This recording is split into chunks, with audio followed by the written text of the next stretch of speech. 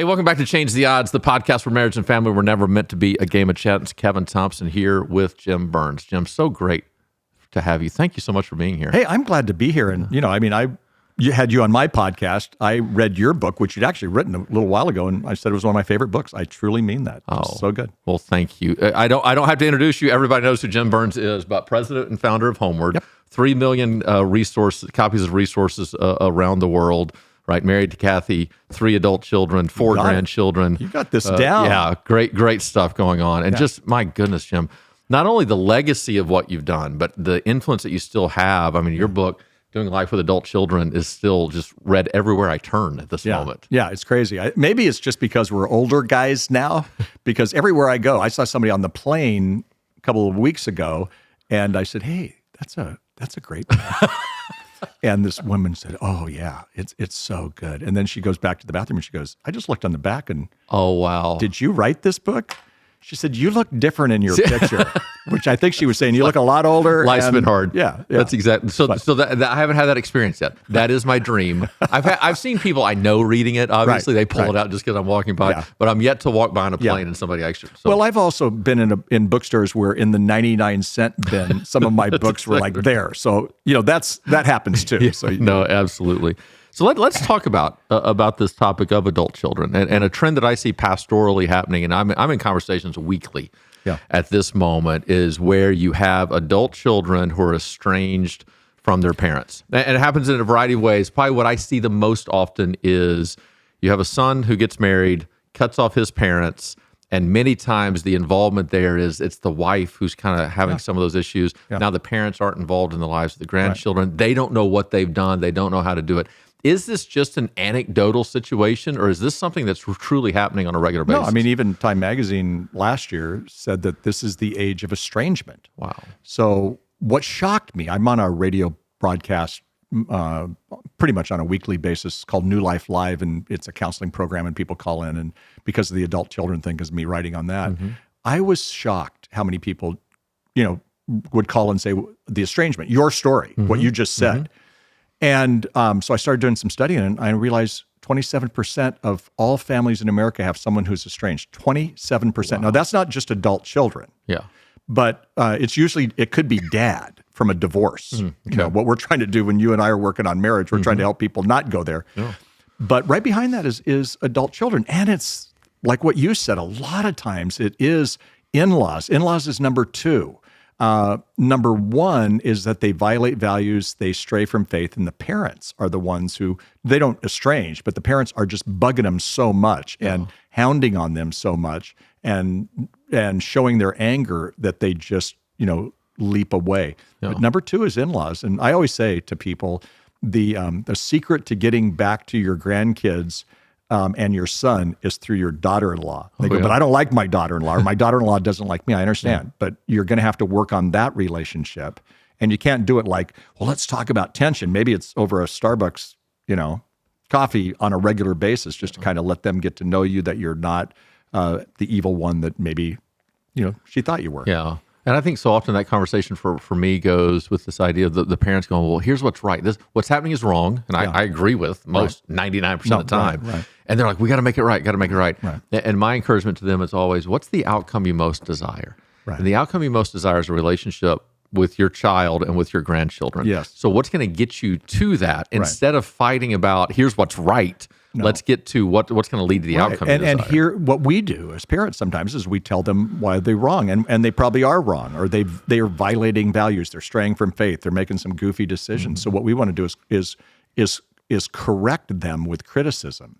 But when we do that, a lot of times they flee. So the bottom line is exactly what you said. And even people in the world of estrangement, the authorities, Tina Gilbertson, who's one of the great authorities in Canada, Tina Gilbertson says, do you want to be right, or do you want to improve the relationship? You can't have both. Wow. And so sometimes you have to bite your tongue, wait on it. Still, you can agree to disagree. But what we have trouble, I think us parents of adult children, when especially in an estrangement side, is we want to tell them how wrong they are, and if they'll only get it right. A lady not too long ago showed me an email, and it was like, I've spent all this money on you. I was there for you. I wiped your nose. I wiped your bottom. Wow. I did all these things. And now this is how you're treating me. Oh. And long pause, awkward pause for me. And I go, how'd that work out for you? She goes, well, she's cut me off and she's blocked my phone. I didn't want to say, I told you so, and I didn't. I just went, well, maybe there's another softer, gentler, kinder way, because probably all that she said was true, to be honest, how this kid was off the rocker or whatever. But again, we have to make sure that we're doing it with kindness. Jesus, he led with love. He practiced kindness. So the question becomes, can you embrace that you and your child are going to have different views on even some stuff that's pretty big stuff? Yeah. Kevin, I'll tell you, I was in Texas, I was speaking, and a guy comes up to me and he has kind of the Texas, hat, like a trucker hat. And then all of a sudden his son comes up and he looks just like him and he has the Texas trucker hat. And they showed me that there was an 8-year-old, child of the son, Graham. And he said, I'm thinking about keeping this guy out of my will because he is not voting for Trump and he thinks Trump's a jerk and I'm voting for Trump and I'm taking him out of my will. And the guy said, well, I'm leaving my dad. I'm not going to be in relationship with my dad anymore because he is voting for Trump. I said, wait, hold on. Are you telling me that over a political situation, you're going to break relationship, both of you, with your family? And I said, and this poor little guy doesn't get to know grandpa and, the family kind of goes dysfunction over a president. When I was 8, I said, I don't even remember who the president was. And so maybe we need to look at the long run here and what can you do to reconcile? And is it possible, guys, for you guys to actually not agree politically, but actually still be a father and a son and actually be buddies and do some stuff together? What was interesting is the son was more open to it than the dad was. The dad was kind of like, no, he needs to vote, this certain way. Now, both probably have some right and wrong in them, but what's happening today is we're estranging over such, issues that we shouldn't be doing that. I mean, I have a friend named Mike Yaconelli who actually Ray knows from the Bayside world. But Mike used to say, you can argue politics on the way to the parking lot, but worship Jesus, together. And I'm not trying to get political. I'm just kind of saying, what's going to cause you to? What would it take to estrange from you? Another guy I was talking to just recently whose son is going into a gender confusion issue. And he said, I want you to know that although this is going to be a tough conversation for you, that there is nothing you could do that I would not love you. I would still love you. Nothing you could do. And so put that on the table, take that off, that I'm going to walk away from you. I love you, period. The son started crying. And, then they were able to have a conversation, not when I'm right and you're wrong stuff. Yeah, no, absolutely. My friend Jason Kane always says, and I've heard a million people, by the way, rip this off, but it's Jason Kane as far as I know. He says, I'm not going to let a politician I don't know negatively impact relationships with people I do know. So good. But you think about how that's happening in this world and the climate in which we live in, and it's fascinating to me, this idea of it. It feels like it used to be that you voted, in November, the second Tuesday in November, and you voted, and what you did in that booth was your business, and then you left. And then in church and in relationship and community, in families, it didn't matter. And now it's become this ultimate dividing line. That it's almost, and here's what's intriguing to me, Jim, is it's almost as though a secular mindset has influenced the church. Because we used to get so frustrated by people saying, well, if you don't accept my lifestyle, you can't be in a relationship with me. And we're like, man, God never defined somebody simply by a sexual choice or anything like that. But now many in the church are saying that very thing, that if you don't not only accept how I voted, if you don't vote exactly like me, then I'm going to disenfranchise you. No, I think you're exactly right. And I want to go back to the old ways. You can agree to disagree, even in politics, even in D.C. I'm going to speak in D.C. next week. And in D.C., these guys would argue and fight, within Congress, and then they'd go have dinner together. That's not happening today, but it is affecting the family because the same mindset takes place within the family. But we also have to understand that you're talking about adult children, so millennials and even Gen Z, there's great things about these groups. But one of the things they do is they view tolerance as a form of loving. And so what happens is if a parent has a biblical worldview that may sound intolerant, but it's just going along with what the Bible says, then both fight on this when in fact what you're saying is, no, it's possible. Jesus did this. I mean, he loved prostitutes just like he loved his disciples. And some of those prostitutes became disciples of his. So what we've gotten away from is living in a culture where we can't agree to disagree and still, behave. Yeah. But that's now come into the family. I don't know that it came into the family years ago. It does come into the family now. Yeah, and one of my big problems with it is, look, I don't agree with myself half the time. Like that's the part I don't understand. Right. Like, I mean, I have some pretty strongly held beliefs, no doubt, but I'm like, I could be wrong. Right. And especially whenever I read the Bible, my goodness, Jesus is convicting me every single day of things that I think are so clear. And then he goes and does the opposite of what I would expect. I'm like, oh my, I have to reevaluate every aspect of my life. What gives me the right to look at somebody else and go, all right, not just that we disagree. It's that now you have no value in my life because you have this opinion that I don't hold. I just can't process what that looks like. I think you're right. And I think as Billy Graham said this, as he matured, there were a lot of things that he didn't worry about that he worried about when he was in his 20s. And that didn't mean that he changed his convictions. He just simply realized that we're going to live in a culture where sometimes he was going to have to be friends with somebody that he didn't necessarily agree with. Well, today, that's the case in the family. Because Thanksgiving becomes interesting if you have conversations around politics or around 100 other issues. And we just have to simply, I think it's maturity for us, as like what you were saying, how do we know? As we get older, it doesn't mean we change our convictions or we change our values. What we do is we change the way we show love and the way we accept people. They're God's children. So it's possible to do that and not be in agreement with, what they're saying or shouting or screaming. Yeah. I was speaking one time, and it was one of those things. There was a men's group where I would throw out a question, they would talk amongst themselves, right? And a buddy of mine had ridden with me to the event. So as we were driving back, I was like, "Hey, what was the discussion like? You're hoping they actually had something to discuss about your talk." Sure. And he said it was really interesting. He said one of the guys that I was talking to, I just asked, "What's on your mind?" He said, "Well, I got two things." He said, "One, I'm really struggling with the relationship with my son, and two, I really feel like this country's taking a horrible direction and all that." And my friend told him and he said, "One of those sounds really interesting." And the whole point was, in those two things, one should take a great priority in our lives. We can't do a lot about our country, about these macro issues. Yes, we need to be concerned, but we are directly responsible. Right. And yet, for some reason, our mind, and I think in some ways, it's a little bit of avoidance. It's a whole lot more fun to talk about things that we actually don't control and complain about them. Than to take responsibility for, oh my goodness, I might have to take an action step on this relationship. Yeah, no, I think you're right. And even, you and I have been talking a little bit about estrangement. And one of the things we have to do is embrace the fact that we need to take the lead as parents, even if they're more wrong than we are. And in taking the lead, that's where we sometimes have to, zip it up, not, bite our tongue, let them do the talking. Sometimes we have to embrace an apology. And maybe we don't have to apologize for what we can. We don't have to be fake about it. But parents have to take the lead to do that. And that takes some maturity. But we sometimes expect our kids to do that. They're not made that way as much. They are younger. So sometimes for us, we have to say, look, I'm going to do whatever it takes to build that relationship. And that's embracing, even saying an apology or embracing, I can see where you're coming from, or even asking questions like, help me understand what you're calling my blind spot. And then you're showing understanding and love and care.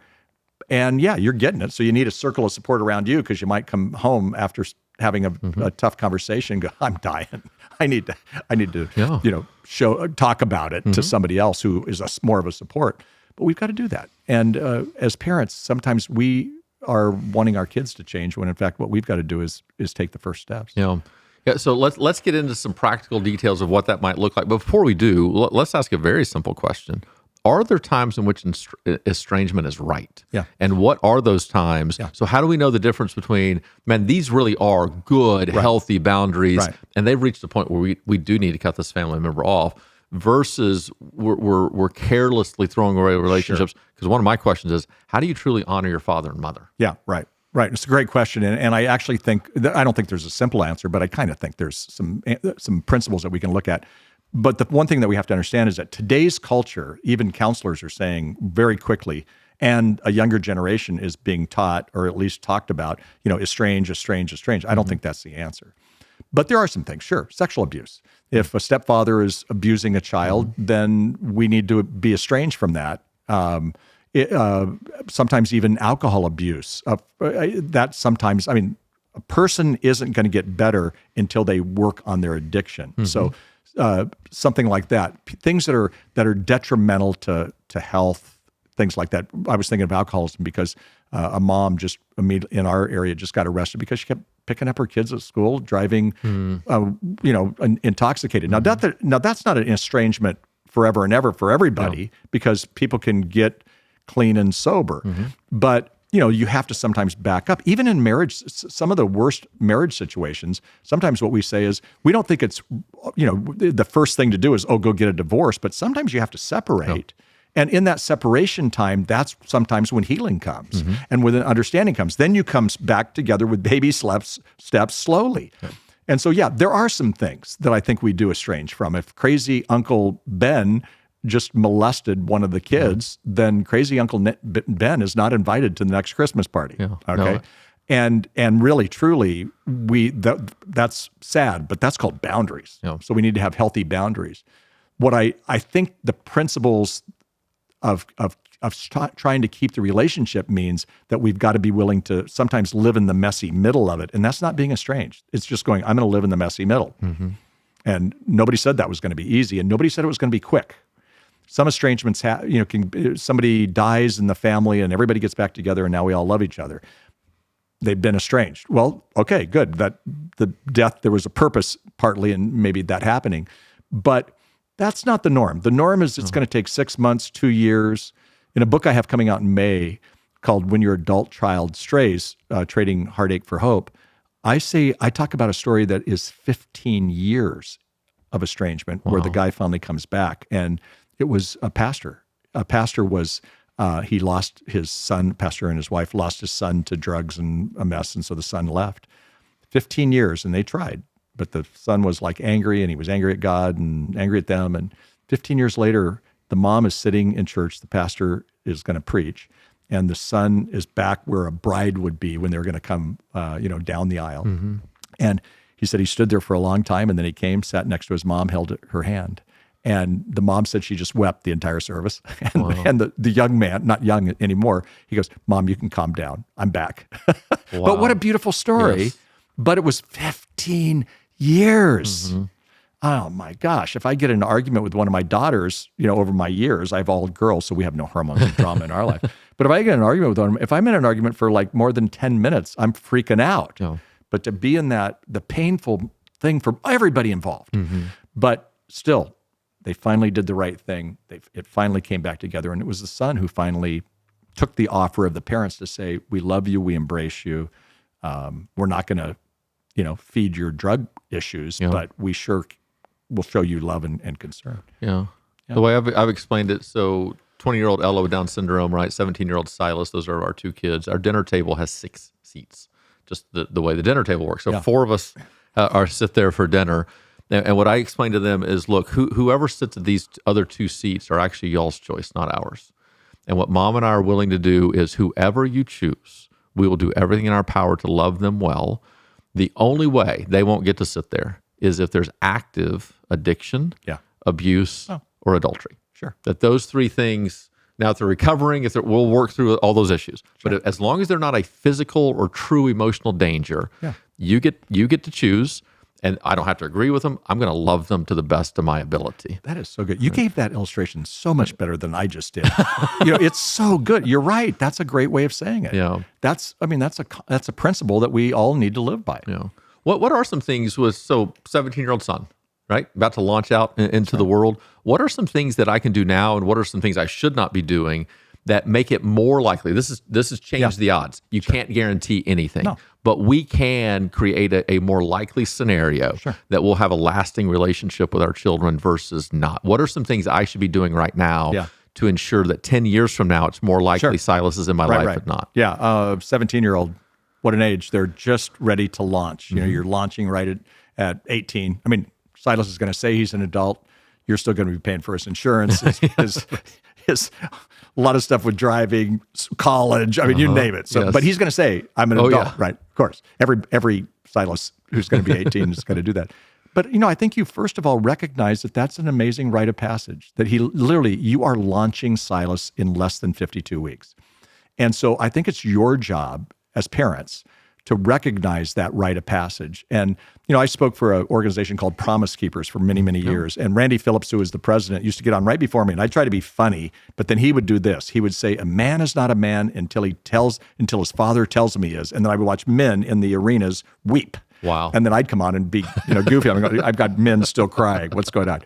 I used to tell Randy, I hate that illustration, but I love the illustration because, Silas needs a dad to say, "You're a man, son, and I'm going to give you the passport to adulthood." And the passport to adulthood means that you're going to change the relationship in a way where you're going to reinvent that relationship. And the thing we have to remember as a dad or as a mom is that we don't know how to parent an adult. We've been parenting a teenager, and there's a certain way to parent a teenager. And about 17, you kind of start figuring it out, and then you're like, wait, now he's going to transition again to another thing. So we don't know how to parent him, and he doesn't know how to be an adult yet. Mm-hmm. So it's kind of a messy time, say between 18 and especially in the young 20s. But we as parents are the ones who have to do that, and to do that, we're going to experience some loss and some grief. C.S. Lewis said, all change is a sense of loss, and I used to go, all change, because I think of some change is really good, but I get it that there's a sense of loss. It's a loss of what was or whatever. And so, you're going to go through a situation as you send him on his merry way. It's not like you're not going to be connected on the cell phone and not be dealing with him all the time. But in a point, there is a sense of loss for you that you're not needed on a day-to-day basis. Mm-hmm. He may call you every day, but you're still not needed on a day-to-day basis. So really to help him become and the bottom line is for him to become a responsible adult. When he becomes a responsible adult, you guys will have a better relationship. But to do that, you have to you can't enable dependency on you. So sometimes you're going to have to go, man, I'm sure that hurts. But experience is a better teacher than advice, and you're just going to have to let that go. So there's a lot we can do. Did Jenny tell you to say that? Did my wife? Was this a setup in some way? No, it's funny. No, but that's a hard thing to do. Mm-hmm. And as I watched our girls launch, because they're now in their 30s, and it's a different world. We've now moved the relationship to kind of mentor. They still call me dad, but it's more on a mentoring dad-adult relationship. Mm-hmm. But those first years were hard because I still kind of wanted to be needed, and they didn't want that as much as I did. And then there were times when they'd come in and they needed to be needed, and they wanted to be wanted, and they wanted to be daddy. Yeah. And I think a lot of times that happens, especially in good relationships like what you guys have. But I think, there's that time where we just have to, let them launch and they become their own self. And then like I'm experiencing this in the best of ways. Now, our family Saturday went to Disneyland. That is, by the way, more expensive. We paid more expensive than taking our kids to Hawaii, yes. I think, 12 of us, and with the grandkids. And I watched my kids interact and how Kathy and I got to interact with them. But again, they're mature. There's grandkids involved. I said, I'm in charge of Bodie, who's the 2-year-old. So he, couldn't go on all the rides. So I got to hang out with him, and then he pooped his diaper. Every time they'd go away. That's not your responsibility then, right? It is now. It was. But the point that I'm saying is I watched them and I went, wow, this is a good thing. And I've always thought of our family being, both Kathy and I came from dysfunctional families. And I've always thought, no, we're kind of a high maintenance family. And I went, yeah, it's not perfect, but watching us interact all on Saturday, I went, wow, I think we changed the trajectory of a family. And it was kind of one of the first times I actually ever thought about that. Oh, wow. Kevin. It was so weird because, you're in the day-to-day of life. And then I kind of went, wow, they're doing pretty good. I need to celebrate that. Yeah. Well, that's a process that happens at 17 and 18 when you give them the passport to adulthood. Wow. Yeah. In Stay in Your Lane, I talk about what's mine, what's theirs, what's God's. And as our kids become older, they're no longer belong to us. They have their own lane. But the idea that we control what's mine and influence what's theirs. But anytime I try to control what I should only influence, I actually lose both. So good. And so if I can stand back and try to influence him but not control him, chances are he might lean toward me, toward advice. But if I try to control him, he'll actually rebel against that. No, exactly. Go the opposite I'll give you an way. illustration. So Heidi has totally made the transition. She's our youngest child. She's in her 30s, and she's amazing. She has an MBA in business from USC down in Southern California. She's brilliant. She's a great mom. She's married to Matt, who's awesome, on and on.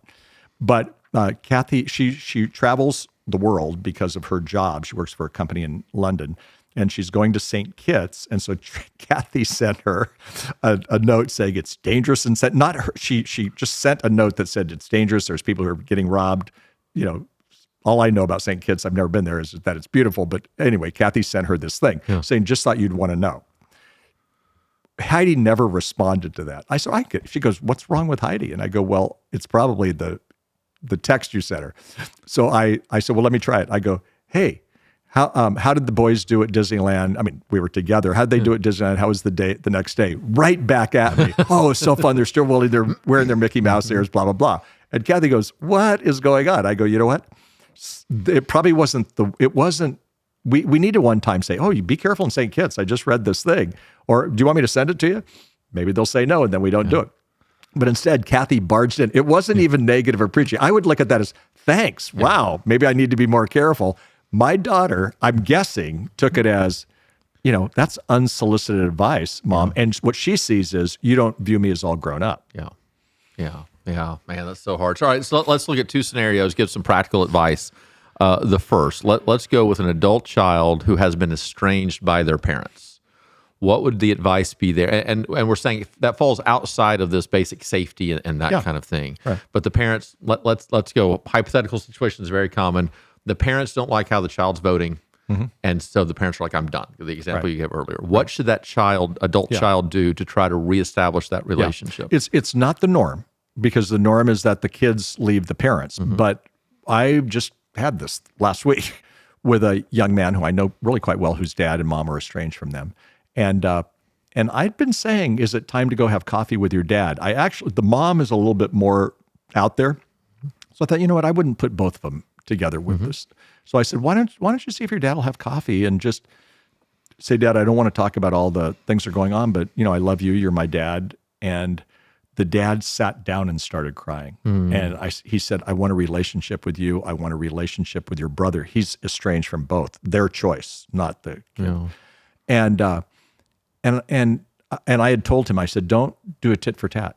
And so the dad started, and he had some issues. And he said, you have no idea, Jim, how hard it was for me not just to say, wait, you're the dad, act like a dad or whatever. But he didn't. I said, how did you feel when you walked out of they went to a restaurant, not coffee, but how did you feel? And he said, I felt hopeful, and we're going to meet again in about 2 weeks. So he took the lead. But he didn't feel like he had to patch it all up in one time, and didn't have to feel like he had to say all the goofy things about his dad. I mean, I don't know his dad, but I would, if his dad did half the things that this guy said, his dad he needs some help. Yeah. He needs some counseling. He needs he honestly needs Jesus is what he needs. But that wasn't the time to have that conversation. It was the time for him to sit and just listen. He said, hey, let me show you pictures of the grandkids. Again, the guy started crying because there was 2 grandkids involved. So he showed the pictures of the grandkids who are young. And he said, I'd love for you to be in their life. Yes.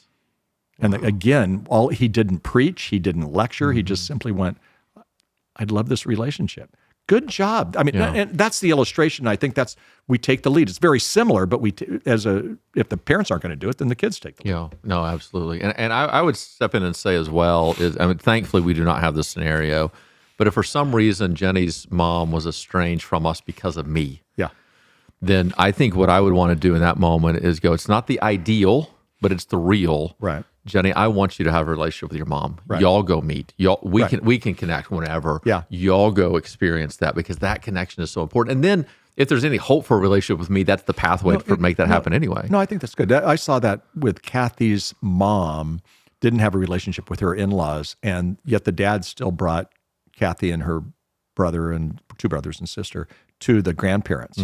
Kathy's mom never had that relationship, but the dad didn't.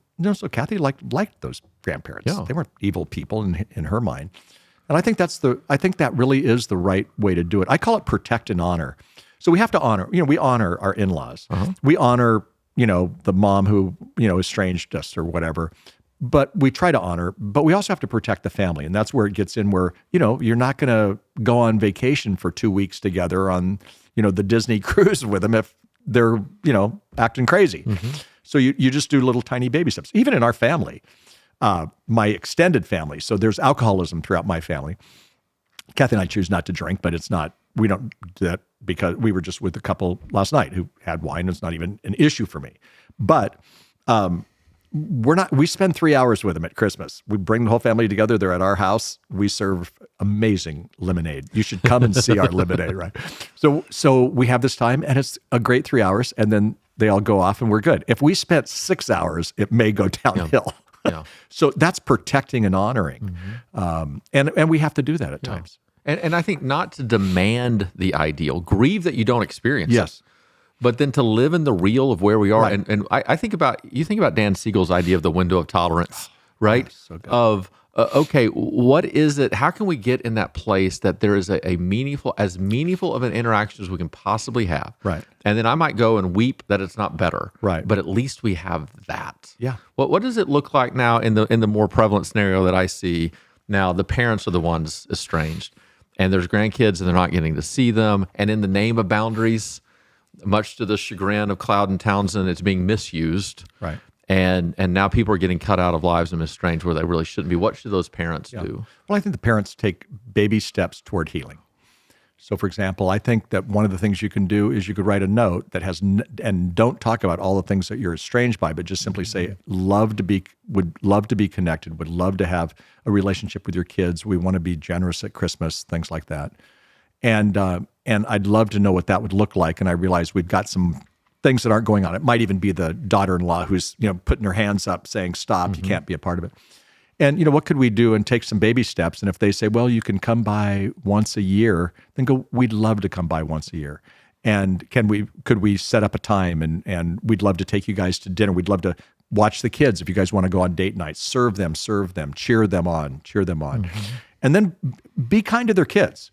Because what I find is that grandparents sometimes get blocked, but if they're the loving ones to the kids, so I said, don't you be buying them socks and underwear for Christmas. I know they need socks and underwear. Don't be buying them socks and underwear. Somebody else can do that.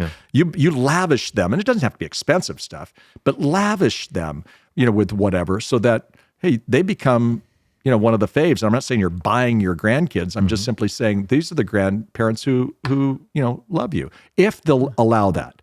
Now, again, as you know, there's people all around us who their kids will say, hey, look at, they've deconstructed from faith. I've walked away from God, and I don't want you even talking to my grandkids about God. I've got to talk about this at the International Legacy Convention, which is on grandparenting, on faith, partnering with them. And I have to say that, there's a percentage of grandparents that don't have any inroad at all. That's hard because then you can pray, or they don't want anything to do with them. You can pray, but also if you can write letters and they allow the letters to come through, anything, because as time goes on, sometimes that changes because life changes. So you stay in the relationship, period. And if staying in the relationship means that you get to spend time like we do with our grandkids, it's awesome. If it's not that, then it has to be anything else that you can do. My friend Wayne Rice, his wife Marcy, has a weekly meeting with one of the granddaughters, and she's not allowed to talk necessarily about faith issues, but a weekly meeting. But the granddaughter's 18, and now the granddaughter's going to come and stay with them because she's 18. Well, that's been a process of years. So don't think, this is not a sprint. This is a marathon. So build into them any way you can. Yeah, it's probably heretical, but I always view the story of the prodigal son.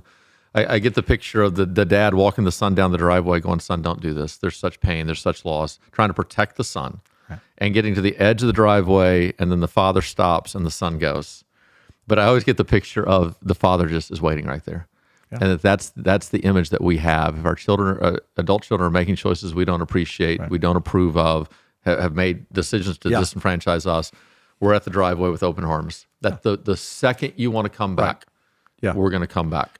Yeah. No, I love that illustration. And the fact is, even to take it farther, is I don't see in that story of the prodigal son, or the loving father, what I like to call it, is I don't see him saying, when he has a conversation with his older son, I don't see him saying everything's going to be the same. He says, son, all that I have is yours. So he gave half the inheritance, but I don't think he gave this younger son back some of the other older son's money. So he held boundaries. There are boundaries. So yay Cloud, yay Thompson. Those are my buddies. But so he held those boundaries. The son, all that I have is yours. So he's still my son, and I'm going to show love to him. And so sometimes I think that's one of the harder things is instead of once they do come back, we do have to have some fair boundaries, if you would. But that still means that you keep your arms out like that. It's a beautiful word picture that I see of the dad walking him up, the drive and waiting for him at the drive and actually running out and getting him. Because I think he went past the drive to go get that son. He was excited. Yeah. Well, Jim, thank you so much for your time. I'm so grateful for you. Just last week, I was having this very conversation with a mom grieving, and she said, "Who do I turn to? Who do I read?" I said, "Look up Jim Burns on the internet." Well, where can people get in contact with you? The easiest place. HomeWord. HomeWord is the largest provider of parenting seminars and marriage conferences in the country right now. And we are based in Southern California, and you can go to homeword.com, homeword, word, WORD.com. And books on doing life with your adult children, Finding Joy in the Empty Nest, a new book coming out in May on adult kids straying. So a lot of stuff on that, but we do a lot more than just that. Doug Fields and I are updating our book right now, Getting Ready for Marriage. It's 10 years old, and we used words, like we used the word checkbook. And it was kind of, 10 years ago, it was okay. We can't use that word. So there's like 40,000 people using our book and our workbook. And now we're like, wait, we just met, I just met somebody that you married a few weeks ago. And they're not using a checkbook, right? This is only 10 years old, but to refresh it, they're getting married older, all kinds of things. So we're having a blast doing this, but we're just going, God, we really are old. I mean, should I take the Beatles illustration out? Of course they know who the Beatles are, but there's probably somebody else. It was funny. Yeah, that's so funny. Thanks so much. Keep up the great work. My pleasure. All right. We'll see you next time.